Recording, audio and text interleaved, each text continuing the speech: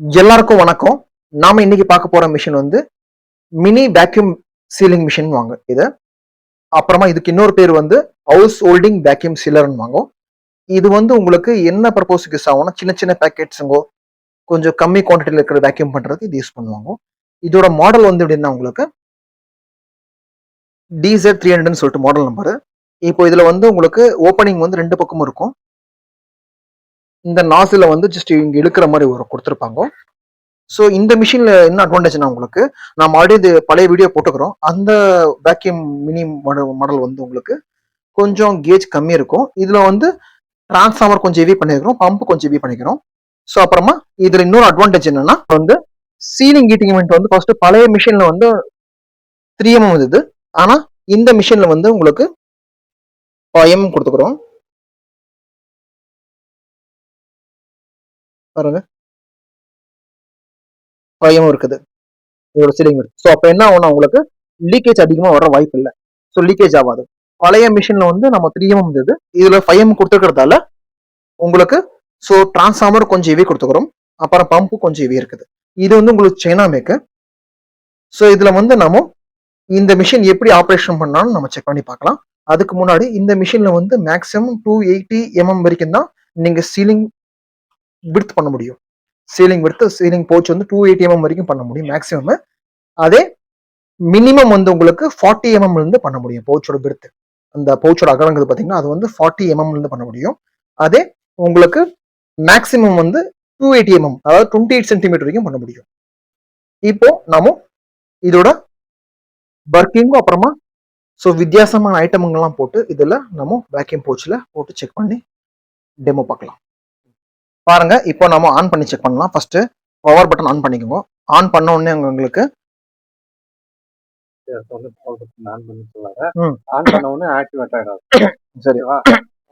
இதெல்லாம் ஃபர்ஸ்ட் என்னதுன்னா ஃபர்ஸ்ட் இப்ப பாருங்க நாம ஃபர்ஸ்ட் எடுத்த உடனே நாசில் வேக்யூம் நாசில வந்து நம்ம இந்த மாதிரி புல் பண்ணிக்கணும். புல் பண்ணா நாசில் வந்து வெளில வரும். இந்த இடத்துக்கு அங்க லாக் ஆயிடும். உங்க சைட்ல அந்த இடத்துல பாருங்க லாக்கிங் கீழே இருக்குது. ஸோ அந்த கீழே லாக் ஆயிடும்.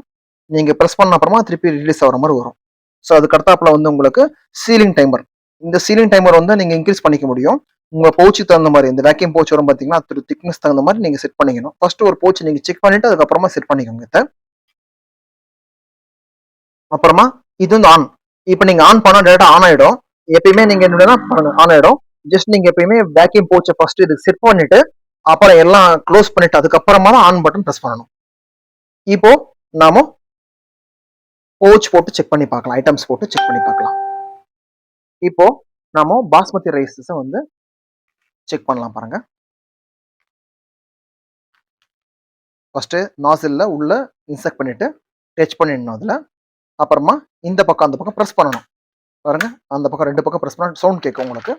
அப்புறமா நீங்க நாசில கரெக்டா அந்த எட்ஜ் போர்ஷன்ல வந்து இது பண்ணி வச்சுக்கணும்.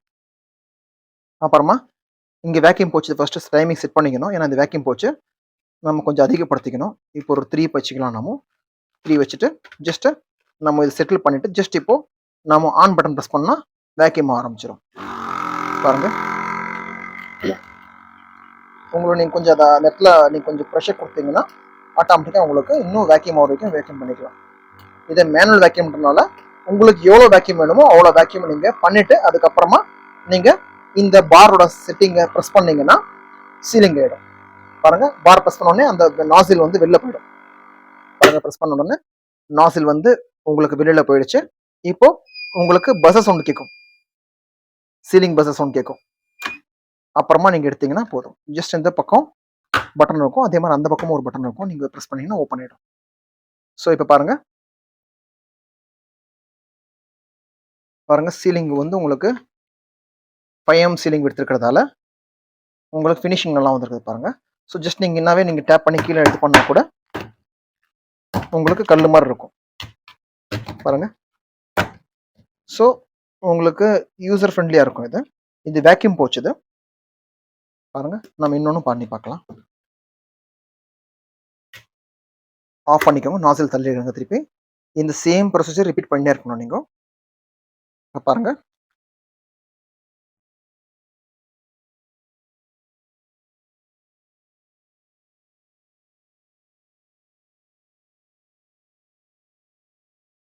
திருப்பி பாருங்க, இப்போ ப்ரெஸ் பண்ணுங்க, இந்த பக்கம் அந்த பக்கம் லாக் பண்ணிடுங்க.